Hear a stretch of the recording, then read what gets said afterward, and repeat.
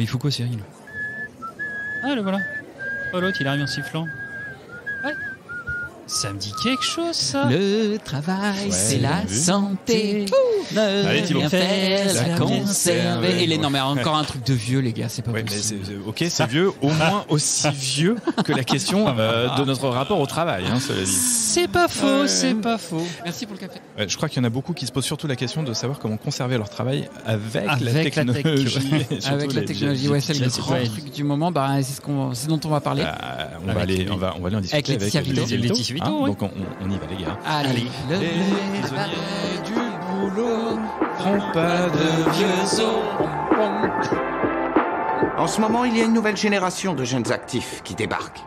Ils ne pensent pas comme leurs parents, ils ne s'habillent pas comme leurs parents, ils ne bossent pas comme leurs parents. Pourquoi ils voudraient les mêmes bureaux que leurs parents ? C'est des millions et des millions de gens qui se disent « Je ne veux pas simplement gagner ma vie. Je veux surtout la vivre. » Je ne crois pas avoir compris un mot de ce que vous avez dit, mais j'aurais aimé être le premier à tenir tout ça. French Tech, esprit critique pour tech éthique. Bienvenue dans Trench Tech, le podcast qui aiguise votre esprit critique sur les impacts de la tech dans notre société. Cyril Chaudois pour vous servir et toujours en bonne compagnie avec Thibaut Lemann. Salut Cyril. Et Mick Lévy. Yo yo yo. Alors ça y est, la rentrée est déjà de l'histoire ancienne, mais vous vous demandez peut-être à quoi ressemblera le travail du futur. Ok, et nous, on aimerait vous aider à vous projeter aussi dans ce que serait le futur du travail. J'imagine que comme moi, comme vous les gars, notre invitée Laetitia Vito s'est entendue le dire dans son enfance. Apprends bien tes leçons si tu veux avoir un bon travail plus tard. Et puis, en tant qu'étudiante peut-être. Jeunes gens, vous aurez plusieurs emplois dans votre vie, pas comme vos parents qui faisaient carrière dans la même entreprise toute leur vie. Mais qui aurait pu nous dire à l'époque que nous connaîtrions même, peut-être, la fin du travail salarié, la fin du travail dans un bureau au milieu de ses collègues, remplacé par une visio en caleçon dans son salon, voire la fin du travail tout court. Wouhou! Oh non! Bon. Adam Neumann, le fondateur de WeWork que l'on entend dans la série We Crash, qui décrit l'hubris de ce jeune patron d'espace de coworking, sa gloire et sa chute, aurait pu peut-être nous prévenir. Mais il n'était pas né quand nous rentrions sur le marché de l'emploi, nous. Bon, mais restez calmes, messieurs. Laetitia Vito est une spécialiste du futur du travail. Présidente du cabinet de conseil Cadre Noir, rédactrice en chef de Welcome to the Jungle, conférencière, autrice notamment avec En finir avec la productivité sortie en 2022, intervenante à HEC, Sciences Po, Dauphine, membre de l'Institut Montaigne. C'est justement avec elle que nous allons décrypter la manière dont la technologie impacte notre travail et notre rapport au travail. Tout d'abord en nous demandant si ce vieux Schumpeter a toujours raison quand, en matière d'emploi, on ressort sa sempiternelle destruction créatrice. Puis en explorant l'impact de l'économie à la tâche sur notre rapport à la valeur travail. Avant de se poser la question fatidique, vivons-nous la fin du travail telle que nous l'avons connue ? Dans cet épisode également, 2 chroniques que vous allez adorer, je le sais. 1. La philothèque d'Emmanuel, Goffi, évidemment, différentiel entre intention et action. Je ne sais pas ce que ça veut dire, mais on en apprendra plus tout à l'heure. On va parler d'éthique. Sans blague. Et notre 2e chronique, la tech entre les lignes du fameux Louis de Diesbach, qui va peut-être nous apprendre que nous allons manquer de data en analysant un papier de recherche comme à son habitude. Sujet. Enfin, nous débrieferons juste entre vous et nous les idées clés de cet épisode, mais pour l'heure, bonjour Laetitia. Bonjour Cyril. Bonjour Laetitia. Bonjour Laetitia. Bonjour Mick. Laetitia, on a coutume de se tutoyer dans ce podcast. Est-ce que c'est OK pour toi ? Avec grand plaisir. Bon, le programme tel que je viens de le poser te plaît-il ? Il me plaît beaucoup. Super, j'en doute pas. Alors, ça me rassure, mais j'en Pas doutais mal. pas trop. Est-ce que Bon démarrage. J'ai envie de dire, on n'a que des oui. Bon ça démarrage. commence bien. Est-ce que tu as quelque chose à ajouter ou à préciser sur ta bio ? Oui, simplement, je ne suis pas officiellement rédactrice en chef maintenant de Welcome to the Jungle. Je suis membre du lab de Welcome to the Jungle. C'est encore mieux. Première contributrice en volume, mais n'étant pas salariée de Welcome, je ne prends plus ce titre en public parce que je ne l'ai pas. Ça y est, tu vois, on rentre dans le vif du sujet. Tu n'es plus salarié, tu as un statut particulier, donc ça va être très intéressant pour la suite. J'en conclus que tu es donc prête pour notre grand entretien ? Je suis prête d'attaque. Moi, je suis chaud patate aussi. Alors, vous savez quoi ? Lançons-nous avec cette première question. Schumpeter a-t-il toujours raison ? Au travail, Mick. French Tech, esprit critique pour tech éthique. Alors depuis la nuit des temps industriels, la technologie est pointée du doigt pour son effet à la fois destructeur d'emplois et amplificateur de chômage. Alors Laetitia, ça fait une bonne vingtaine d'années maintenant qu'on peut considérer qu'on est dans la grande ère du numérique. Est-ce qu'on est aujourd'hui capable de faire le bilan du numérique vis-à-vis de l'emploi et de faire le compte entre ce que le numérique a détruit en termes d'emploi et créé d'un autre côté, en termes d'emploi liés au numérique notamment? Alors, on n'est pas capable de faire le compte, tout simplement parce qu'il y a trop d'autres facteurs qui jouent. Des facteurs culturels, des évolutions démographiques, des évolutions climatiques, et j'en passe, et des meilleurs. Donc, on n'est pas capable de faire ce compte-là. En revanche, ce qu'on sait, c'est que les promesses qu'on affichait au début des années 2000, quand on disait le numérique va créer des millions d'emplois, il faut que tout le monde devienne développeur, il faut que tout le monde se forme et c'est la clé de tout. Il suffit de faire des études d'informatique et puis vous aurez du travail, etc. Il faudrait que tout le monde en fasse. Tout ça, on sait aujourd'hui que c'est en grande partie faux parce que tous les géants numériques, en termes de création d'emplois, c'est très peu d'emplois par rapport à ce qu'étaient les géants du monde industriel. General Motors, ça a été des centaines de milliers d'emplois. C'est pas le cas des grandes entreprises numériques qui, en fait, dans leur modèle même, visent à être peu intensives en travail, c'est-à-dire à avoir des modèles qui passent à l'échelle et qui permettent de servir des millions, voire des milliards d'utilisateurs avec finalement un nombre de salariés relativement restreint, un nombre de prestataires relativement restreint. Il y a aussi des besoins en numérique dans toutes les entreprises traditionnelles, toutes les entreprises qui ne sont pas de la tech. Alors, et voilà, après, il y a évidemment, c'est une pieuvre, le numérique. Il y a les entreprises numériques en tant que telles et puis des usages numériques qui se sont déployés dans toutes les dimensions de la vie et qui ont bien entendu généré des emplois, mais pas tant que ça. Et pas tant que ça. En revanche, il y a des conséquences du numérique qui ne sont pas le numérique lui-même, mais la manière dont il s'est déversé dans le monde du travail et sur l'emploi, qui est tout un tas de créations de soit d'emplois, soit de tâches qui ne sont pas forcément numériques, qui sont des emplois de services de proximité qui ont été boostés par la révolution numérique. Et puis tout un tas de déséquilibres aussi qui ont été engendrés, dont on parlera peut-être, qui font que ça a un impact colossal sur le monde du travail, bien au-delà uniquement des emplois liés au numérique au sens strict. Alors justement, tu nous parles de ça. Une des crises à laquelle on pense tous, que tu peut-être évoques un peu entre les lignes, c'est celle qu'il y a eu entre Uber et les taxis. On se souvient tous, parce 2015. que il n'y a pas si longtemps, c'était qu'effectivement en 2015, de toutes les tensions qu'il y avait eu. C'était parfois violent, d'ailleurs. Oui, qui allait jusqu'à des violences. Et finalement, c'était un peu le choc de deux mondes. C'est-à-dire, d'un côté, une solution numérique et physique qui arrivait avec Uber, et puis de l'autre côté, le monde des taxis qui était... dans sa réglementation, qui était dans son mode de fonctionnement effectivement un peu old school, en tout cas pas du tout numérisé. C'est à ce type de tension auquel tu fais référence. Comment tu l'as lu, toi, cette crise, finalement? Alors, l'histoire Uber contre les taxis, c'est une histoire très intéressante, surtout quand on la regarde aujourd'hui, avec toutes les années de recul et qu'on voit ce qui s'est passé et tous les épisodes qui se sont produits. Et qu'est-ce qu'on voit aujourd'hui? C'est que quand on essaye de commander un Uber, maintenant, il n'y a plus de chauffeurs. Il y a tellement peu de chauffeurs que les courses sont devenues plus chères que si on passe par G7 ou une compagnie de taxi traditionnelle, et que par ailleurs, les compagnies de taxi traditionnelles proposent un accès via son smartphone qui est quasiment au même niveau ou le même, voire que Uber, en fait, propose d'accéder à un chauffeur de taxi traditionnel. Ouais. Donc, ce qu'on voit, c'est que ce qui s'est passé, c'est que c'était un monde qui a été complètement subventionné par le capital risque.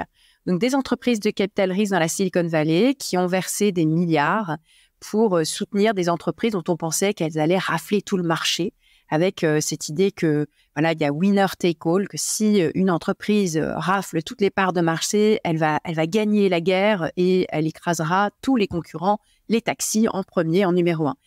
Et en fait, c'est pas ce qui s'est passé. Il n'y a pas de winner take all. Tous les marchés sont pas voués à devenir un monopole. Surtout quand, en bout de chaîne, en fait, on a besoin de gens pour faire le travail. En l'occurrence, des chauffeurs formés, etc. Dont il n'existe pas des ressources à l'infini. Et au contraire, ces ressources-là, ces travailleurs, ils vont toujours aller vers des conditions de travail qui sont plus favorables. Et à un moment où on n'est plus en train de subventionner, on se rend compte que ça a un coût, et un coût très élevé. Et donc là, c'est un peu la grande crise de tous ces services qui étaient proposés pas cher, parce qu'on se rend compte que c'est pas le vrai prix des choses. Et quand on intègre le vrai prix des choses, tout d'un coup, c'est plus du tout aussi accessible. Est-ce que c'est pas que ça a créé un nouveau marché? C'est-à-dire, il n'y a pas moins de taxis, comme tu le disais. Non seulement on a autant de taxis qu'avant pour les taxis tradis, mais en plus, on a beaucoup plus de chauffeurs par Uber ou toutes les autres compagnies, d'ailleurs, qu'on pourrait citer. Il y en a très peu maintenant, des chauffeurs Uber. Finalement, non? Il y en a très peu des chauffeurs Uber. Là, on voit que toutes ces promesses, en fait, toutes ces applications qui nous promettaient de satisfaire tous nos désirs instantanément, se retrouvent aujourd'hui face à une grosse crise qui est celle du fait de ne plus être subventionné par le capital risque. Là, on a serré les vis un peu partout et on voit que tous ces services, alors les services de livraison à domicile, à la demande, beaucoup des entreprises ont fait faillite, elles ne fonctionnent plus. On a fermé les vannes d'un certain nombre de ces services-là.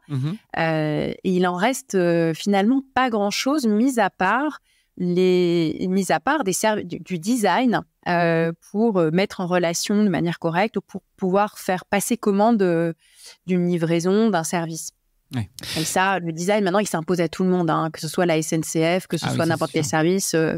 Mais si on revient juste 2 secondes sur le phénomène assez violent qui a opposé Uber aux chauffeurs de taxi à l'époque, c'est quelque chose qu'on a déjà observé dans l'histoire auparavant. Est-ce que ça veut dire qu'à chaque fois qu'il y a une grande vague d'innovation, il y a le même modèle qui se répète? Et qu'est-ce qu'on doit en conclure?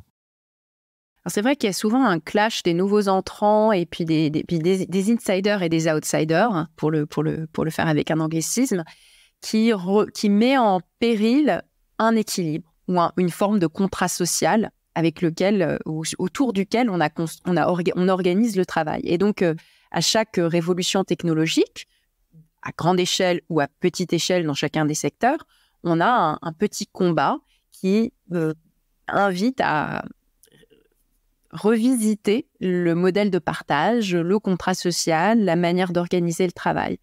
Et dans ce combat, il y a toujours en fait des gagnants et des perdants. Et parfois, ce sont les entreprises établies qui reviennent à la charge et qui sont à nouveau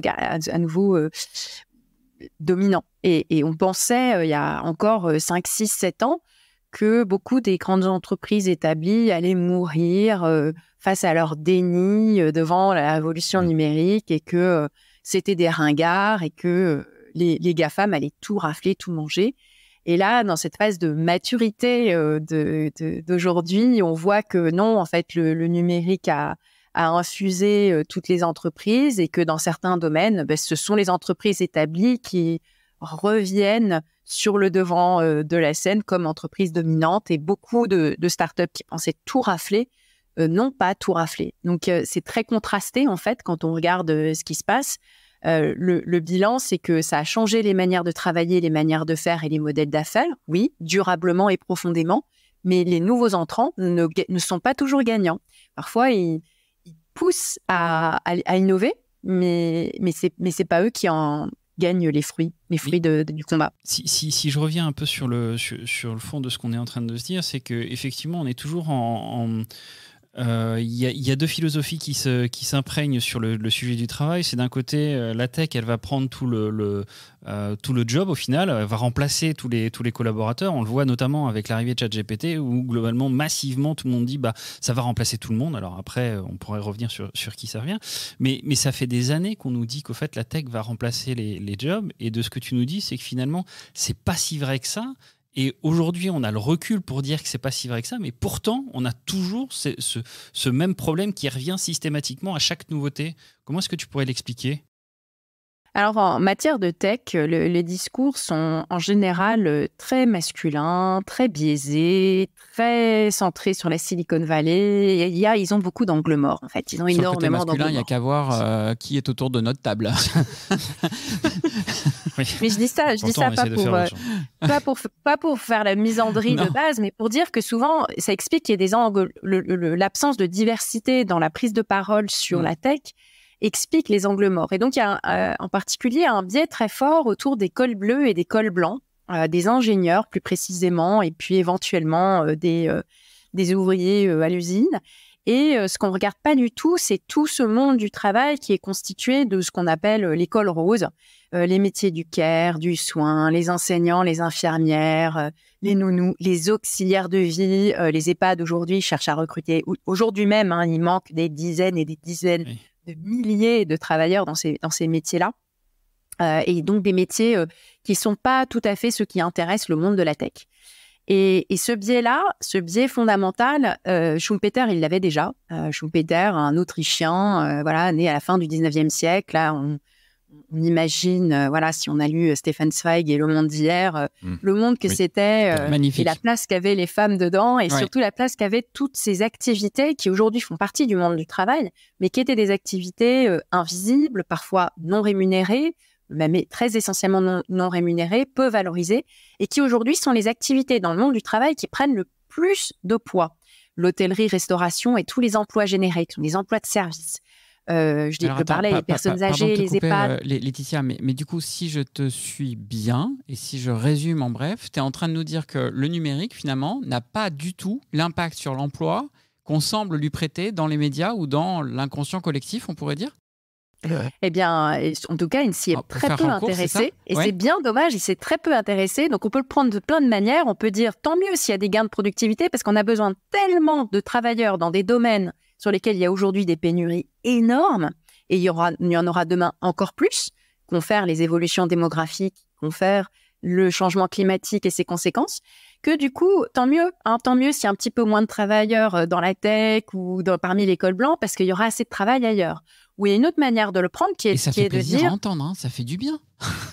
Ça fait du bien, mais ça peut être aussi vu de manière un peu négative, c'est que ce sont des emplois qui sont tellement peu valorisés qu'ils n'ont pas intéressé le monde de la tech pour lui faire gagner de la valeur, de la productivité, etc. Sur l'école rose, notamment. Voilà, exactement. D'accord. Et du coup, ce serait bien d'inviter un petit peu à s'intéresser à des domaines qui sont aujourd'hui des domaines où on cherche énormément de travailleurs parce qu'on a besoin de solutions. Et la tech peut nous aider à aller plus loin et à aller mieux dans les domaines qui aujourd'hui ont tellement besoin de travailleurs. Alors du coup, j'adore ce que tu nous dis parce que ça vient casser véritablement un mythe. Alors, moi, je t'avoue que c'était un message que je porte très très souvent moi-même, mais je suis ravi de te l'entendre dire, expliquer comme ça. Il me semble qu'il y a un deuxième mythe avec le numérique et avec la technologie qui est celui des gains de productivité. Et je m'y suis intéressé d'assez près et j'ai vu que plusieurs études montraient qu'il n'y avait aucun gain de productivité, en tout cas à l'échelle macro, à l'échelle internationale, depuis l'avènement du numérique un peu partout dans les entreprises. Et donc, ça serait un peu le deuxième grand mythe du numérique autour de la productivité. Toi, tu nous parlais de celui de l'emploi. Qu'est-ce que tu en penses sur ce sujet de la productivité, effectivement, avec le numérique ? Est-ce qu'il y a des choses qui sont visibles ? Alors, c'est une question qui me passionne, mais je vais te décevoir, je n'ai pas de réponse très simple. Je n'ai pas de réponse très simple sur le fait de savoir si oui ou non on a gagné, perdu en productivité. D'abord parce que c'est là aussi très contrasté et très complexe. Et que je ne pense pas qu'on puisse affirmer qu'on n'a pas gagné en productivité. Simplement, ce qu'on peut affirmer, c'est qu'on est incapable de le mesurer. On est incapable de le mesurer. D'accord. De mesurer les gains de productivité réalisés, le gain de valeur réalisé, parce que ce ratio qu'on peut faire entre une valeur créée et un nombre de travailleurs ou un nombre d'heures travaillées, il est absolument biaisé et problématique, en fait. Plein de raisons, parce qu'il n'intègre pas énormément de choses. Il y a beaucoup de tâches qui ne sont pas intégrées, il y a beaucoup d'individus qui ne sont pas intégrés, et on n'est pas du tout capable de dire quelle est notre productivité quand on passe 1 heure à répondre à nos emails, quand on passe 1 heure en réunion. Ça ne veut pas dire qu'il y a zéro valeur créée, ça veut dire qu'on n'est pas capable de la mesurer.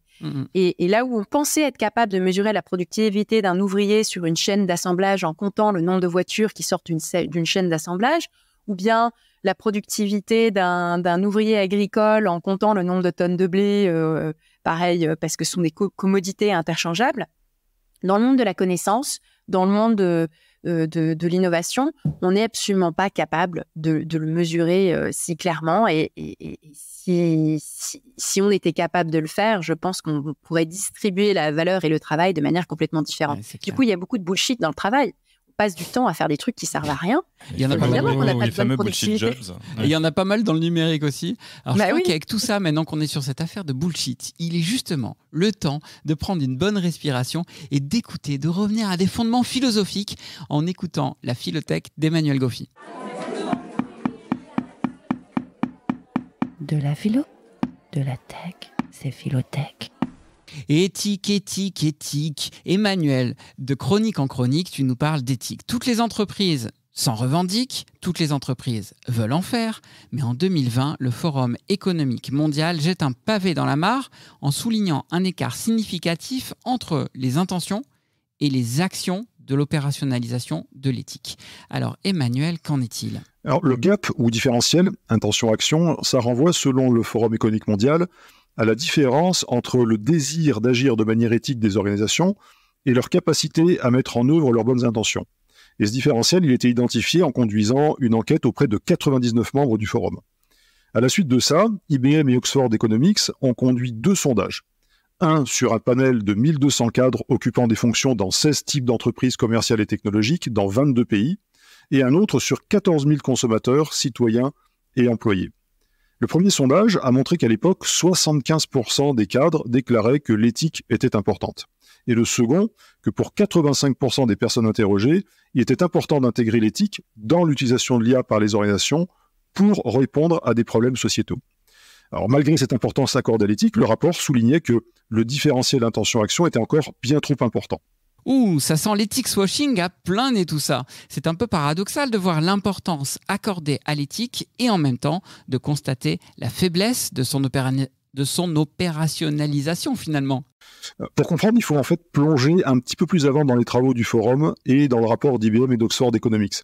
Si on commence par ce dernier, on voit en effet qu'il existe un différentiel entre l'adoption et la mise en œuvre des 7 principes éthiques établis par la Commission européenne dans ses lignes directrices en matière d'éthique pour une IA de confiance qui ont été publiées en 2019. En moyenne, on a un taux d'adoption de 56% pour les 7 principes, pour seulement 18% d'opérationnalisation. Alors pourquoi ce différentiel ? D'une part, en raison d'une erreur majeure et qu'on retrouve partout et qui est liée à une mauvaise interprétation du rapport de la Commission, qui consiste à confondre principe et exigence. Les lignes directrices, elles établissent 7 exigences et seulement 4 principes éthiques, auxquels on ajoute 3 caractéristiques. Or, systématiquement, les 7 exigences sont présentées comme étant des principes, et ça fausse la compréhension des enjeux éthiques. D'autre part, comparer ces exigences et leur opérationnalisation pose problème puisqu'on est sur des niveaux d'abstraction complètement différents. Les exigences, elles sont définies à un très haut niveau d'abstraction alors que les acteurs opérationnalisent à un très bas niveau d'abstraction, c'est-à-dire dans le concret. Alors si on prend que ces 2 aspects, on comprend que le différentiel, il n'a rien de paradoxal. Si maintenant on revient au Forum économique mondial, on constate qu'il souligne dès 2020 une dimension essentielle au processus d'opérationnalisation de l'éthique, qui est pourtant systématiquement omise par les organisations. C'est ce qu'on appelle la délibération éthique, qui est d'ailleurs mentionnée dans les lignes directrices de la Commission. Donc, si je comprends bien, ce différentiel est normal, mais il va falloir encore travailler pour le réduire. En effet, il est complètement normal. Et les organisations ne sont pas les seules à blâmer. Une partie de la solution pour réduire ce différentiel consiste à 1. Utiliser les bons termes au bon endroit pour éviter de confondre par exemple principes et exigences. 2. À se placer au bon niveau d'abstraction pour définir les principes et donc faciliter leur opérationnalisation. Et 3. À recourir plus systématiquement à la délibération éthique. Délibération d'autant plus essentielle qu'elle invite à l'esprit critique. Trench Tech, esprit critique pour Tech Éthique. Alors en moins de 10 ans, le narratif autour des acteurs de la tech a beaucoup changé. Ils sont passés de rockstar disruptant l'ancien monde à géants économiques reproduisant sans état d'âme les mêmes schémas que dans le passé. Mais attention, là je parle d'un passé vraiment très passé. Entraîner une IA, livrer un burger, modérer des contenus sur les réseaux sociaux, ça paraît moderne. Et pourtant, Amazon, Deliveroo ou même OpenAI, l'éditeur de ChatGPT, et beaucoup d'autres bien sûr, ont remis au goût du jour l'économie à la tâche. Un modèle économique qui fait appel à une force vive, malléable et corvéable à merci, payée à la tâche en fonction des besoins ponctuels de l'entreprise. Des tâcherons, des temps modernes en quelque sorte, figures contemporaines de leurs aïeuls du Moyen-Âge qui, comme eux, étaient payés à la pièce ou au lance-pierre par les seigneurs de l'époque. Laetitia, dans quelle mesure ce modèle de travail à la tâche s'installe-t-il durablement dans notre société moderne ? Et surtout, que dit-il de notre rapport au travail ? Le modèle à la tâche, il montre, ou le retour, parce que tu as raison de souligner que c'est quelque chose qu'on connaissait chez les journaliers de la fin du 19e siècle, que c'est quelque chose qu'on a connu à plusieurs moments de l'histoire. il montre la transformation du rapport social au travail, enfin de la manière dont on le contractualise et dont on l'organise, et puis une relative précarisation du travail aujourd'hui. Il y a beaucoup plus de précaires qu'il y a 30 ans ou qu'il y a 40 ans. Rien ne dit que c'est une fatalité. La grande démission nous a montré qu'il y avait un petit rééquilibrage aussi du côté des travailleurs. En tout cas, ils résistent. Est-ce que les syndicats redeviennent à la mode et qu'on réapprend à négocier collectivement ? Est-ce qu'on est en train de remettre en question ce modèle hérité de la révolution numérique ? On voit qu'en fait, il y a toujours des courbes et des évolutions. Et quand on regarde la manière dont est distribué le travail et la valeur qu'il produit, qu'il engendre, il n'y a pas de fatalité. Il y a de l'organisation et de l'organisation collective. Quelles seront les formes d'organisation syndicale demain, de négociation collective pour renverser la vapeur ? On n'est pas encore capable de le dire, mais les dernières années de grandes démissions nous montrent bien que ce n'est pas une fatalité et que, en tout cas, cette forme précaire de rémunération à la tâche, il n'y a pas de raison qu'elle soit si précaire que ça. D'accord. Alors, au-delà, je dirais, de cette économie à la tâche, et donc payée vraiment à la mission, il y a un mouvement plus global auquel on fait référence assez régulièrement. Et c'est Cédric Villani, notre précédent invité, qui te pose la question. Ouais, une question pour Laetitia. Ça fait très longtemps qu'on annonce, pas spécifiquement au sujet de l'IA, mais à chaque fois qu'il y a des évolutions technologiques, qu'on annonce la fin de l'emploi stable dans une entreprise comme étant l'alpha et l'oméga du travail, qu'on annonce une espèce de futur dans lequel chacun serait participerait à tel ou tel projet, entrepreneur pour son compte, pour ceci, pour cela. Est-ce que c'est une tendance qui se voit effectivement ? Est-ce que ce sont des choses qui arrivent ? Est-ce qu'on n'est pas en train à chaque fois d'annoncer, de réannoncer des choses qui ne sont pas si évidentes, des évolutions qui ne sont pas si évidentes ? Elle est bien posée la question parce que c'est pas si évident que ça. On nous avait annoncé à la fin des années 2000 que la moitié de la population active serait freelance, ce serait des travailleurs indépendants aujourd'hui. On voit que certes, la population indépendante de travailleurs indépendants a remonté par rapport au début des années 2000, beaucoup remonté. C'était le pic salariat au début des années 2000. Mais on n'est pas à 1 sur 2, on n'est pas non plus à un travailleur sur 2 qui est rémunéré à la tâche, pas du tout. Donc ça, ces grandes annonces qui avaient été faites, elles ont bien montré leurs limites. En revanche, on voit bien qu'il y a une fragmentation du monde du travail. Les chaînes de valeur sont devenues beaucoup plus complexes. En fait, il y a plein de parties prenantes et les travailleurs, c'est pas uniquement des salariés d'une entreprise. Il y a aussi des salariés d'une entreprise prestataire qui travaillent pour le compte d'une entreprise qui n'est pas leur employeur. Il y a aussi, donc il y a cette espèce de multiplication du nombre de contractuels, par exemple dans la fonction publique, de prestataires divers et variés, donc de choses qui sont externalisées de plus en plus, de freelance, d'intérimaires, de toutes sortes en fait de profils différents qui cohabitent dans une même équipe et où on ne sait pas du tout ce que veut dire faire équipe, surtout si on se concentre uniquement sur les salariés d'une entreprise. Donc en fait, autour des insiders de l'entreprise, il y a plein d'outsiders qui collaborent et qui travaillent ensemble. Et là aussi, on n'a pas la big picture quand on regarde que les salariés. Et d'ailleurs, ça ne suffit pas non plus de regarder qui est salarié et qui ne l'est pas, parce qu'on peut être salarié d'une entreprise prestatrice. Et ce n'est pas la même chose que d'être salarié en direct pour une entreprise. Et donc, du coup, c'est devenu infiniment plus complexe, avec des inégalités beaucoup plus fortes, des inégalités dans les conditions de travail, dans la sécurité qui est proposée, dans les contreparties qui sont proposées, et sans qu'on soit capable de savoir qui finalement a le meilleur rapport au travail, ou en tout cas les plus belles contreparties. C'est pas si clair.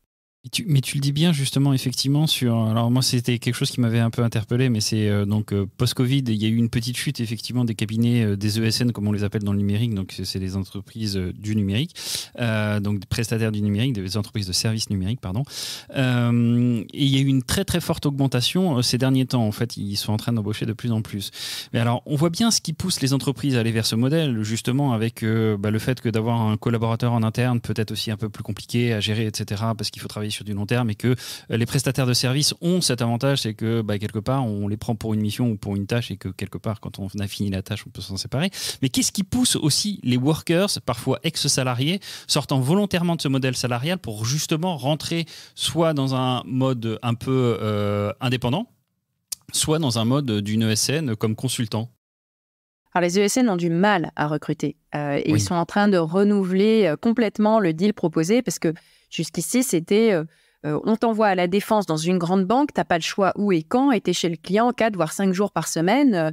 Et puis, on prend une grosse marge sur ce qu'on facture à la journée à l'entreprise cliente, mais sans que tu saches exactement combien et ce ne sera pas le même pourcentage que ton collègue de la même ESN. Et donc, entre l'opacité des conditions de travail avec beaucoup de rigidité, de contraintes, le fait de ne pas avoir le choix de la mission, sachant que ça, ce modèle des ESN, il rentre en concurrence avec le fait de pouvoir travailler en direct avec les entreprises, choisir ses missions, travailler avec plus de liberté, plus de télétravail, dans le monde des ingénieurs, ça a quand même beaucoup remué les choses parce que c'est une population active. Enfin, ce sont des travailleurs qui sont vraiment très, très demandés, qui ont parfois un peu le luxe de pouvoir imposer leurs conditions et le degré de flexibilité, etc., qui veulent aussi plus de transparence dans la manière dont les services sont facturés, qui veulent gagner plus et qui parfois le peuvent. Et donc, ils ont pas mal secoué le cocotier quand même. Et les ESN, ça n'a pas été si évident que ça pour eux de continuer à recruter.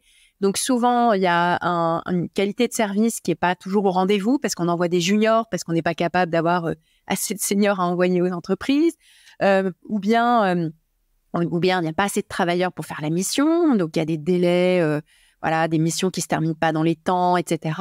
Ou bien les gens partent très vite et donc ils ont un turnover important et c'est difficile de les renouveler. Donc ça illustre bien la tension qu'il y a parce que le deal qui était proposé aux ingénieurs, il est plus aussi attractif quand il y a des alternatives qui amènent à travailler avec beaucoup plus de liberté, d'autonomie, de créativité, comme un artisan. Laetitia, en dehors du numérique, parce que finalement, ce système avec des prestations externalisées, tu le disais, il y en a beaucoup dans le numérique, effectivement, mais il y en a un petit peu dans tous les domaines. Qu'est-ce que dit de la société et où va la société dans cette espèce de mise en concurrence, parfois des compétences, parfois des prestations, parfois de ceux qui veulent être en indépendant? On a l'impression qu'il y a une multiplication des modes possibles d'exercice du travail. Qu'est-ce que ça dit et où ça pourrait nous amener? Et aussi peut-être, qu'est-ce qui se passe ailleurs? Qu'est-ce qui se passe dans d'autres pays et en quoi ça peut éclairer ce qui est en train de se passer en France et en Europe? Il y a plein de points communs entre la France, l'Europe et les États-Unis. Ce qu'on observe, c'est que le deal salarial qui avait été imaginé à l'époque industrielle, c'était la chose suivante. C'était en échange de l'aliénation, division des tâches, boulot chiant, quoi, subordination, horaire rigide, la pointeuse, etc. Modèle d'organisation du travail qu'on a répliqué dans tous les services. En échange de ça, il y avait plein de contreparties qui fonctionnaient bien. Un salaire qui augmente avec des syndicats forts, des congés, protection sociale, assurance santé, des vacances, tout ce que tu veux. Et puis surtout, l'accès au logement. L'accès au logement, parce qu'avec la fiche de paye, tu pouvais prouver ta solvabilité, emprunter, acheter ton pavillon de banlieue et ou assurer un bailleur et avoir ton appart et bien vivre, en fait. Et tout ça, c'était bien aligné. Et le numérique a accéléré une transformation géographique du travail. Parce que maintenant, avec beaucoup moins de mètres carrés, tu n'as plus besoin de grandes usines, tu produis beaucoup de valeur derrière ton petit ordinateur. Ça a concentré les travailleurs dans les grandes villes. Les prix de l'immobilier ont explosé beaucoup plus vite que les revenus du travail, y compris pour les ingénieurs, qui sont les seuls qui peuvent se loger dans les grandes villes d'ailleurs, avec tous les travailleurs des classes créatives qui gagnent beaucoup. Et du coup, c'est désaligné. Donc, parfois, on peut te proposer un CDI qui a l'air avantageux, mais si ça ne permet pas de te loger, tu ne le prendras pas. Ce qui explique pourquoi, par exemple, on n'arrive pas à avoir des profs à Paris. Parce que c'est bien gentil, oui, vous êtes fonctionnaire, etc. C'est pas qu'on refuse l'idée de la sécurité, c'est juste que c'est impossible pour un nouvel entrant de se loger de manière décente dans une ville comme Paris, San Francisco, Londres, et là, il y a plein de points communs, avec un salaire qui ne couvre même pas le loyer ou à peine, parce qu'il y a vraiment un décrochage qui s'est opéré. Et ça, ce deal salarial-là, il pose problème un peu partout. Je dirais que l'un des grands facteurs un peu sous-estimés, c'est cette question du logement et de l'accès au logement pour les nouveaux arrivants. Elle se pose même pour des ingénieurs à San Francisco. Tous les débats qu'il y a eu sur ceux qui partent dans le Colorado faire du télétravail, etc., ils s'expliquent aussi par le fait qu'on a vu au cours de 30 ans le nombre de mètres carrés chuter terriblement pour les mêmes emplois a priori bien payés, avec des bonnes conditions de travail, etc. Ben, c'est pareil dans Paris, dans les grandes villes en France. Un bon emploi qui a l'air comme ça, sur le papier, qui a l'air d'être le même que celui qu'on proposait à nos aînés il y a 30 ans ou 40 ans, sécurité de l'emploi, CDI, machin, une paye, somme toute, bien meilleure que le salaire médian. Sauf que là où hier, on pouvait avoir 80 mètres carrés, aujourd'hui, on en a 25 en coloc. Et du coup, ça fait pas le job. D'une certaine manière, la valeur, entre guillemets, du travail n'est pas restée à périmètre ISO parce que le coût de la vie, pour faire très, très résumé et un peu caricatural, lui a augmenté parallèlement et donc, in fine, un même travail nécessitant les mêmes compétences, finalement, vaut moins cher aujourd'hui, ou en tout cas rapporte moins, a moins de valeur d'une certaine façon. Mais si on se recentre 2 secondes sur l'entreprise, si on étend cette logique plus globalement d'externalisation des compétences, parce qu'on les a plus donc en interne, on n'embauche plus, moins de charges fixes et on préfère les faire porter par des indépendants ou par des tiers. Donc externalisation de compétences, de savoir-faire, de connaissances d'une certaine manière. Est-ce que l'entreprise peut considérer le travail comme une simple commodité, comme une ressource, plutôt qu'un patrimoine qui lui serait propre et qui serait à ce moment-là lui aussi créateur de valeur? Est-ce que c'est viable sur le long terme, ça?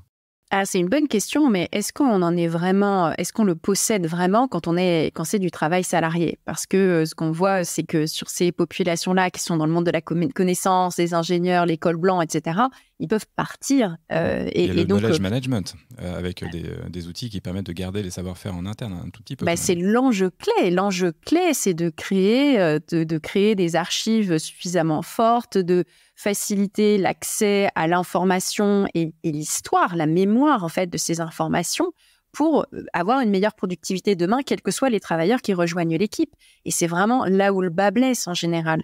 C'est qu'on perd beaucoup en productivité quand on ne sait pas où trouver l'info, quand on démultiplie notre cognition sur 15 applications en même temps sans savoir où aller, ni où est l'info, ni comment parler à qui, et qu'on dédouble beaucoup de choses, on dédouble du travail de communication.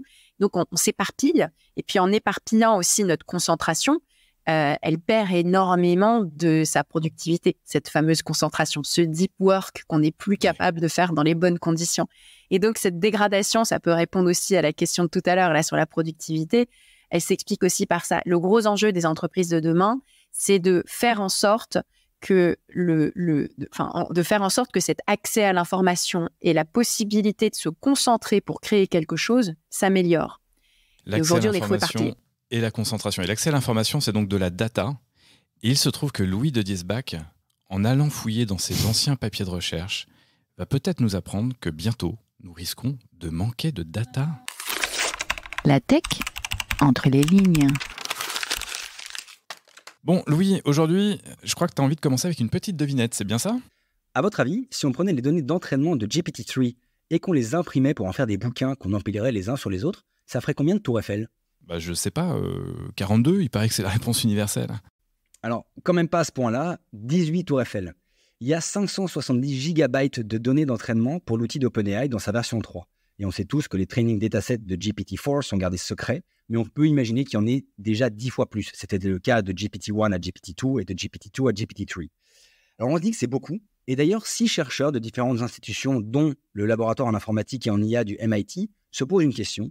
Est-ce qu'on ne va pas manquer de données dans le futur pour nourrir les modèles de langage ou, pour citer le nom de leur article, « Will we run out of data?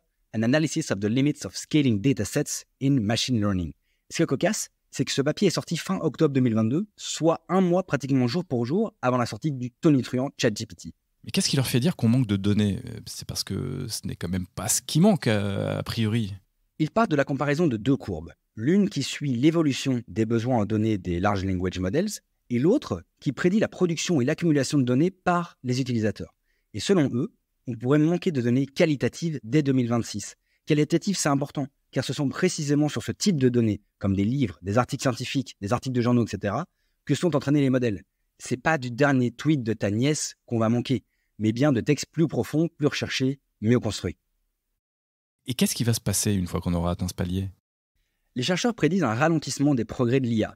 Alors, rassurez-vous, c'est pas du tout certain qu'on en arrive là. D'abord parce que les données d'entraînement ne sont qu'un des 3 paramètres qui prédisent la performance des modèles de langage, auxquels il faut ajouter d'une part les algorithmes et d'autre part la puissance de calcul. Là, on dit coucou à la loi de Moore.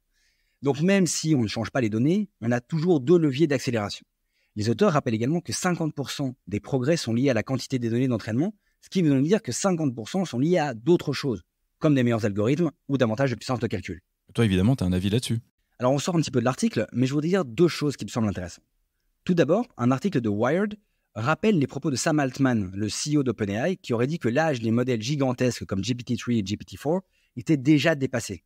On sait que le développement de GPT-4 a coûté près de 100 millions de dollars et le CEO a indiqué que dans le triptyque dont je parlais, donc puissance de calcul, algorithme, données, son entreprise avait prévu de capitaliser sur de nouveaux et meilleurs algorithmes d'intelligence artificielle. De plus, je voudrais vous laisser avec une question peut-être plus philosophique. Est-ce que le langage et sa finesse s'améliorent forcément avec davantage de mots, de textes, de blabla, ou bien faut-il à un moment y mêler l'expérience proprement humaine de la vie pour appréhender le langage et le réel? Quand on sait qu'il faut 15 pages à Proust pour tenter de nous faire comprendre ce que représente une madeleine, on se demande si un algorithme en sera un jour capable. Faudrait peut-être demander à Emmanuel et à la Philothèque. French Tech, esprit critique pour Tech et Tech. Merci Louis pour cette belle chronique. Alors, depuis la pandémie du Covid-19, le télétravail a de fait explosé. Puis est venu le temps du travail hybride, c'est-à-dire le super moite-moite entre le bureau physique et le home office, qui s'impose au fait. On se souvient également qu'à l'époque des confinements, les big tech de la Silicon Valley prenaient les devants en nous annonçant qu'ils allaient mettre du 100% remote pour tout le monde et notamment ils disaient que ça nous permettrait de travailler avec les meilleurs profils où qu'ils soient sur la planète. Bon, depuis on entend aussi de plus en plus les entreprises qui veulent leurs salariés un maximum au bureau maintenant et à ma connaissance, ni Meta ni Google sont en full remote. En revanche, ils ont, comme beaucoup d'autres big tech, licencié des escadrons de salariés ces derniers mois. On a pu le lire dans la presse. Alors Laetitia, quand on ajoute à cette hybridation du travail l'impact des IA génératives dont on entend de plus en plus parler depuis ces derniers mois sur nos modes de travail, peux-tu nous dire à quoi nous devons nous attendre les prochains mois et surtout combien de temps nous allons encore travailler comme avant ? Alors, nous n'allons pas travailler comme avant. Ce n'est pas parce que Google, Facebook et Twitter sonnent la fin de la récré en disant à tout le monde de revenir au bureau que c'est ce qui se passe en fait à grande échelle. Les bureaux ne seront plus ce qu'ils étaient avant. Les taux de remplissage des bureaux, que ce soit dans des villes comme Manhattan ou San Francisco, on est bien loin des niveaux d'avant la pandémie. Et ce que révèle en fait cette espèce de moments de rigueur de la part des GAFAM, c'est qu'ils sont en situation où ils viennent de virer environ 200 000 ingénieurs, et pas que ingénieurs, en fait, des cols blancs, surtout des fonctions support d'ailleurs. Donc, toutes sortes de gens dans le marketing, dans le commercial. Il y a beaucoup de gens qui ont été... Dans la modération éthique. Voilà, exactement. Ils ont commencé par là. Ils ont commencé par là, notamment chez Twitter. Ouais, exactement. Ouais. Et donc, du coup, tous ces licenciements font que, en fait, eux, ils n'ont pas peur qu'il y ait des départs. Ça leur fait pas peur les ingénieurs peuvent pas leur dire si c'est comme ça, je m'en vais, puisqu'ils cherchent à écrémer le mammouth de toute manière. Donc, ils sont bien contents de continuer à écrémer le mammouth de cette manière-là. C'est ce qui s'était passé avec Yahoo. Quand Marissa Mayer, il y a maintenant 10 ans, avait dit « ça y est, il faut que tout le monde revienne au bureau », etc. En fait, ça révèle une crise. Plus qu'une solution, c'est une accélération d'un déclin, ou en tout cas d'un resserrage de vis, et puis d'une crise culturelle et d'équipe qui est très forte. Twitter, c'est fini. Twitter, c'est pas comme si on cherchait à renforcer l'équipe aujourd'hui et à remonter. Je pense que là, tous les chiffres montrent que c'est un déclin assuré et que c'est quand même vraiment la fin du règne de Twitter. Donc, pour les autres entreprises, on ne reviendra pas à ce moment d'avant. On a passé des paliers très, très rapidement. On sait que maintenant, le travail s'organise de manière beaucoup plus flexible. On ne sait pas quoi faire de tous ces millions de mètres carrés de bureaux. On ne sait pas les transformer en logements. Ça serait quand même bien parce que ça réglerait 2 problèmes en un. Oui. Ça ne se fait pas comme ça, malheureusement. On ne transforme pas des bureaux en logements instantanément. Et pour la plupart des gens, l'hybride est devenu une réalité, des travailleurs de bureau, en tout cas des cols blancs. C'est une réalité avec laquelle on doit composer et qui pose des nouvelles questions. Comment est-ce qu'on travaille ensemble quand on n'est pas tous au bureau en même temps? C'est Sherry Turkle qui parlait d'être seul ensemble. Être seul ensemble.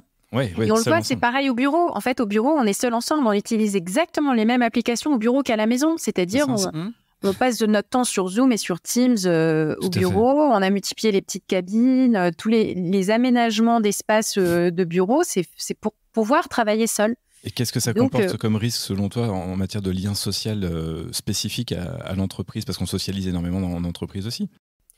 C'est tous les lieux de socialisation qui sont en crise, pas uniquement le bureau. En fait, le bureau a rattrapé ce qui se passe dans tous les autres domaines de la vie, que ce soit la vie du quartier, que ce soit ce qui se passe dans le monde des églises, de la religion en général, de tous les modes de socialisation habituels sont en train de perdre la synchronicité, le fait d'être ensemble avec les autres. Même quand on est avec ses amis et qu'on regarde son smartphone, on voit que la qualité du lien social, elle n'est pas bonne en fait. Quand on est avec ses enfants et qu'on est en train de faire des mails en même temps, c'est pareil, on est en train de perdre le fait d'être bien ensemble. Et ça, c'est un truc qu'il va falloir réapprendre. En plus, un réflexe pour l'avenir. Il va falloir qu'on réapprenne tout ça parce qu'on sait maintenant travailler en asynchrone. Ce qu'on ne sait plus faire, c'est travailler en synchrone.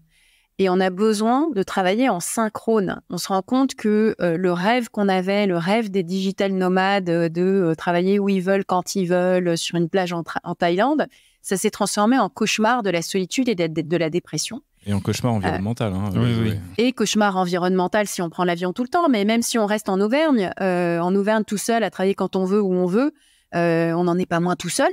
Et on voit que ces temps de liberté que tu as, si tu peux pas les partager avec les gens que tu aimes, ils n'ont pas du tout la même valeur. Ça se termine quand même toujours en dépression, en fait. Donc comment est-ce qu'on retrouve ce être ensemble quand on a tellement pris l'habitude de travailler en asynchrone et de manière flexible? Ça va pas être facile. L'Union soviétique s'était posé la question. Parce que les soviétiques... Tu nous renvoies à une autre époque, à un autre temps, à d'autres moments, et une autre vision. Et une autre vision de la société. Je suis curieux de N'empêche, ils se sont posés toutes les bonnes questions sur le travail et sur les bullshit jobs. Parce que comme on avait un droit au travail, on a inventé les bullshit jobs en Union soviétique pour que tout le monde ait du travail. Mais c'était aussi des tas de questions sur la productivité, parce que Staline voulait faire tourner les usines en continu. Il s'est dit, bon sang, le dimanche, quel gaspillage quand même. Puis en plus, le dimanche, les gens vont à l'église, c'est un concurrent, l'église, par rapport au pouvoir soviétique. Donc on a inventé le travail en continu avec les horaires flexibles, chacun son shift, chacun son truc, avec une couleur différente. Du coup, les gens, ils n'avaient pas leur congé au même moment que leurs femmes, que leurs amis, etc. Ils se sont rebellés comme c'est pas possible. Ils n'ont pas du tout aimé ce système de l'année Privka. Et finalement, on est revenu à des horaires plus classiques et à des congés pris en commun parce qu'on s'est rendu compte qu'il y a une fonction sociale du congé. C'est pas juste se reposer, c'est être ensemble avec sa communauté, sa tribu, sa famille, ses amis, etc. Et ça aussi, c'est un truc une institution, en fait, à laquelle on doit redonner toute sa force. Comment est-ce qu'on est ensemble avec les autres, que ce soit au travail ou pendant ses congés, et qu'on n'est pas tout le temps éparpillé. L'humain reste un animal social. Mais justement, ce que tu dis, pour moi, j'ai deux visions, en fait. C'est quand on dit le télétravail, bien évidemment, ça exclut la sphère d'entreprise dans laquelle on tisse des liens sociaux. Mais normalement, on a aussi nos liens sociaux, on va dire, familiaux, les amis, etc., que ça devrait renforcer. Si tout le monde est en télétravail, on devrait se renforcer sur notre sphère, on va dire, amicale, plutôt que de se dire, finalement, on est un peu tout seul quand on fait du télétravail.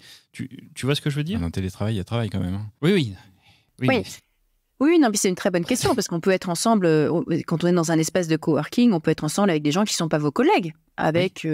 des amis, avec des gens avec qui on partage autre chose et avoir des moments de après tout, du moment qu'on passe du temps avec des gens sympas, peu importe que ce soit au sens strict des collègues ou au sens strict des membres de la famille, ça peut être différentes personnes en fait. Sauf que, hélas, en fait, on est isolé partout. On est isolé dans notre famille. On n'a jamais eu autant de familles composées d'un individu seul. Que ce soit des jeunes ou des plus vieux. Alors, il y a beaucoup plus de personnes âgées et beaucoup des personnes âgées, notamment des femmes, sont seules, veuves, divorcées, etc. Les jeunes, énormément, sont seuls, vivent seuls et continuent à être seuls pendant très longtemps. Et au milieu aussi, il y en a plein qui sont seuls. Et on est de plus en plus isolés. On a en moyenne moins d'amis que les générations d'avant. Donc tout ça nous ramène vers un truc assez triste quand même. D'ailleurs, on voit que ça a beaucoup préoccupé la tech, la solitude. Et que c'est un gros sujet. Il a été démontré aussi qu'en télétravail, on était beaucoup plus productif. On avait plus de mal à s'arrêter, à faire la coupure entre le pro et le perso. Mick, tu voulais intervenir? Oui, mais une petite question un petit peu prospective ou projective, on va dire. On voit l'irruption extrêmement forte de l'IA générative depuis seulement quelques mois, qui nous promet complètement de disrupter tous les travailleurs de la connaissance, globalement, les cols blancs, ceux qui sont dans les travails créatifs, ceux qui travaillent dans le conseil, ceux qui travaillent dans la finance, dans le juridique, tous ceux qui étaient jusque-là très peu épargnés par les précédentes révolutions industrielles ou de la robotisation, etc., etc. Quel est ton point de vue finalement sur la façon, si on se projette un peu à 5 ans, à 10 ans peut-être, dont ces IA vont effectivement impacter réellement le travail ? Alors le travail très qualifié, là ça fait une petite dizaine d'années qu'on sait qu'il est fortement touché par les IA. Et les IA, ChatGPT n'est que la dernière couche. On a déjà beaucoup de choses qui se sont passées dans le monde de la comptabilité, du droit, dans le fait que on a du machine learning et du big data dans plein de domaines qui ont déjà énormément changé les choses. Si on fait de la traduction, quelqu'un qui était traducteur il y a encore 5 ans peut en parler très directement. Aujourd'hui, avec DeepL et Google Translate, c'est fini. Voilà, il restera peut-être un traducteur là où il y en avait 10 pour valider un travail ou coordonner une traduction qui sera faite par des IA. Simplement, relire, adapter, etc. Donc, si c'est une personne sur 10 qui reste, effectivement, ça ne fait pas grand-chose. Donc là, il y a un impact qui, moi, me semble absolument gigantesque, mais qui ne dit pas combien il restera d'emplois et de personnes. Parce que ce qui se passe aujourd'hui, c'est que en fait, on transforme les tâches et on redistribue les tâches à l'intérieur des personnes. C'est pas une personne qui est remplacée par une IA. Ça se passe pas comme ça. C'est beaucoup plus soft. C'est pour les nouveaux entrants que ça va poser des questions, et c'est pour les prestataires que ça pose des questions. Si vous étiez prestataire pour faire de la photo et qu'on vous remplace par Midjourney, si vous étiez prestataire pour faire de la traduction, ça fait déjà un moment qu'on vous a remplacé par des IA. Donc là, ça va très vite. C'est l'effet domino, ça va détruire de l'emploi potentiellement, mais chez les autres. Un emploi qu'on ne verra pas en son sein, forcément en interne. Exactement. Et puis, mais c'est pas forcément un emploi détruit du côté du prestataire qui a déjà adapté une partie de son offre et fait évoluer son offre. Donc c'est plutôt à l'intérieur de l'ensemble du package de tâches que tu fais toi en tant que travailleur qu'il y a une grosse redistribution des choses et qu'on ajoute des nouvelles tâches et qu'on fait des nouvelles choses. Ceci dit, là, pour résumer ce que je pense sur l'impact sur le monde des cols blancs, je pense qu'il est absolument énorme, et il y a deux choses qu'on ne voit pas ou qui peuvent être des dangers. Le premier, c'est que il est possible que tous les emplois d'entrée, enfin les manières d'entrer dans un domaine d'expertise soient coupées.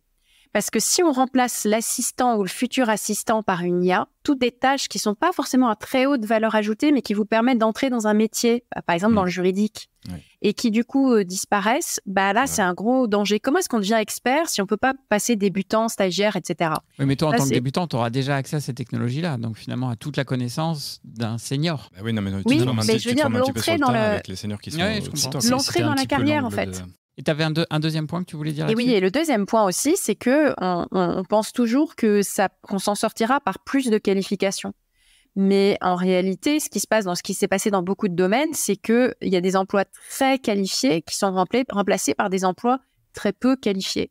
À l'image de ce qui pouvait se passer dans le monde des taxis, pour revenir aux taxis à Londres, où les personnes qui passaient 3 ans pour préparer l'examen extrêmement difficile pour devenir taxi dans une ville comme Londres, The Knowledge, c'est le nom de l'examen, sont remplacés par des gens qui n'ont que le permis de conduire et un GPS, ou en tout cas une app qui permet de leur dire le trajet à effectuer. Et dans beaucoup de domaines, on a ce phénomène-là d'un remplacement par des tâches moins valorisées, des tâches de soins, de care qui sont peu valorisées, peu rémunérées et pas du tout automatisées. Par exemple, dernier exemple, des radiologues. On sait que dans pas mal de domaines, par exemple les cancers du sein, l'IA est bien meilleure pour des diagnostics fiables. Alors pourtant, le radiologue peut tout à fait rester pertinent, mais plutôt sur des tâches différentes de pédagogie, de aller expliquer ce qui se passe aux patients, etc. Mais donc, ce sera une évolution de ces métiers. Exactement. Alors, une évolution de ces métiers où, dans d'autres cas, on aura besoin de moins de radiologues et de plus d'infirmières qui vont aller parler aux patients. Ouais. Et les infirmières sont beaucoup moins payées et beaucoup moins bien traitées que les radiologues. Du coup, si on a au fil des générations un remplacement d'emplois d'emplois très valorisés, très bien rémunérés par des emplois moins valorisés, moins rémunérés, on a un monde où les travailleurs sont quand même en position beaucoup moins favorable. Et donc, pour pousser à peine plus loin cette logique, on ne peut pas se quitter sans te poser cette question. Est-ce qu'un monde sans emploi, est-ce qu'un futur sans emploi, parce qu'on n'a pas vraiment fait la distinction entre travail et emploi qui mérite à mon avis d'être faite néanmoins, mais est-ce qu'un futur sans emploi est pensable avec une espèce de revenu universel, peut-être au nom de la data que l'on fournirait pour que les IA progressent toujours plus? Est-ce que c'est envisageable? Est-ce que c'est viable selon toi? La différence entre travail et emploi, elle vient nous questionner la manière dont on organise, dont on coordonne les activités qui remplissent nos besoins et les manières dont on le contractualise et les manières dont on distribue les richesses. Ça évolue dans la société. Et donc, en effet, cette tension entre emploi et travail, elle montre bien qu'il y a des choses qui vont changer. En revanche, des besoins de main-d'œuvre, quelle que soit la forme qu'ils prennent, sont en croissance. Il y a beaucoup de choses qui vont être plus intensives en travail demain. Le réchauffement climatique va rendre le travail agricole à nouveau beaucoup plus intensif en main-d'œuvre. On aura besoin de travailleurs pour manger, pour des choses très basiques qu'on avait pris pour acquises au XXe siècle, qui vont nécessiter beaucoup plus de main-d'œuvre. Si en plus, il y a des choses qu'on ne peut plus faire parce qu'il fait trop chaud, s'il faut travailler de nuit parce que le jour, il fait trop chaud, pour des gens qui sont sur des chantiers, etc., on va avoir des nouveaux besoins très, très forts. On a beaucoup de choses d'ailleurs, par exemple, l'agriculture bio est beaucoup plus intensive en main-d'œuvre que le non-bio. Et puis, dans le care, on sait déjà que, vu la pyramide des âges et ce à quoi elle va ressembler en 2050, on a des besoins très, très, très, très forts en soins, en care, qui ne sont pas automatisés, qui ne seront pas automatisés. Et donc, la question, ce n'est pas est-ce qu'on va tous avoir un revenu universel, je ne suis pas contre, c'est comment est-ce qu'on va faire pour être soigné demain et pour manger et pour avoir à manger demain s'il n'y a personne pour faire le job parce que les gens sont trop mal payés et trop maltraités. Donc, comment est-ce qu'on va valoriser ces activités et être capable de payer le prix pour avoir quelqu'un qui fait le job? Moi, perso, j'ai peur qu'il n'y ait personne pour me soigner quand je serai très vieille et malade. Perspective, on va dire, voilà, à réfléchir, à méditer. On va se dire qu'à l'heure où les gens cherchent de plus en plus la notion de la valeur de ce que l'on fait ou le sens de ce que l'on fait, ce que tu dis, c'est globalement, il va falloir qu'on revienne à ce sens un peu primaire du travail que l'on faisait. En tout cas, un immense merci, Laetitia, d'être venue et de nous avoir rappelé un petit peu ces différents points et d'avoir partagé un peu ta vision sur le monde du travail et comment est-ce qu'on avance sur ce sujet-là. On va rappeler quand même ton dernier livre, En finir avec la productivité, critique féministe d'une notion phare du monde du travail, aux éditions Payot. On a été ravis de t'accueillir. Et pour vous qui nous écoutez, restez avec nous encore pour les 5 dernières minutes de cet épisode. C'est l'heure du débrief. Merci Laetitia. Merci à vous tous. Au revoir. French Tech, esprit critique pour tech éthique. Eh bien, on peut dire que ça a le mérite de remettre les choses au clair. La préoccupation première, c'est de savoir si on sera soigné, si on pourra se loger demain, alors que thème, c'était le travail. Qu'est-ce que vous en retirez, messieurs? Mick? Effectivement, tu as raison. C'est certainement une invitation à repenser ce qui compte vraiment, qui est derrière. Bon, moi, je suis chaud sur tous les sujets liés à la data, à l'IA, vous le savez bien. Et donc, la question autour du futur avec ces IA génératives, nous a dit que ça allait quand même bousculer finalement pas mal de choses. Bon, la question que je me pose, c'est si on lui posait cette même question dans 10 ans, dans 20 ans, avec le recul, est-ce qu'elle nous donnerait la même réponse que celle qu'elle nous a fait au tout début de la séquence en nous disant que finalement la révolution digitale, l'ubérisation, etc. n'a pas eu autant d'impact rétrospectivement que ce qu'on voulait nous faire croire à l'époque. Peut-être se passera-t-il la même chose sur l'IA aussi.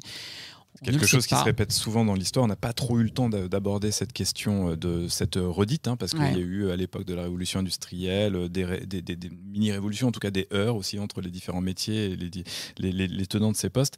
Mais c'est ça aussi qui est assez intéressant dans ce qu'elle disait, c'est qu'au fait la destruction créatrice dans laquelle on essaie de s'enfermer, ou à l'inverse de dire que la tech elle va remplacer tout le monde et que demain on n'aura plus de travail, elle dit c'est pas si juste que ça au fait, qu'il n'y a pas pas de concrètement, on ne sait pas faire le bilan et que le bilan n'est pas forcément en négatif ou en positif. Ça, c'est le premier élément, moi en tout cas, que j'ai retenu.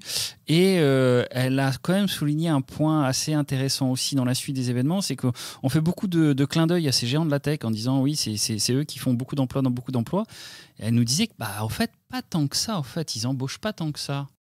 Ouais, en tout cas, moi ce que je retiens, c'est qu'elle nous dit à un moment que la valeur travail, on prend quand même un sacré coup, parce que notre question c'était est-ce que notre rapport au travail change la valeur que l'on attribue nous-mêmes au travail, et elle nous expliquait qu'à poste équivalent, à fonction et à responsabilité équivalente, entre hier et aujourd'hui, la valeur presque financière de ce travail avait forcément baissé, puisque parallèlement, le coût de la vie, et notamment sur deux aspects, et celui du logement en particulier, elle a beaucoup parlé du logement, avait terriblement augmenté.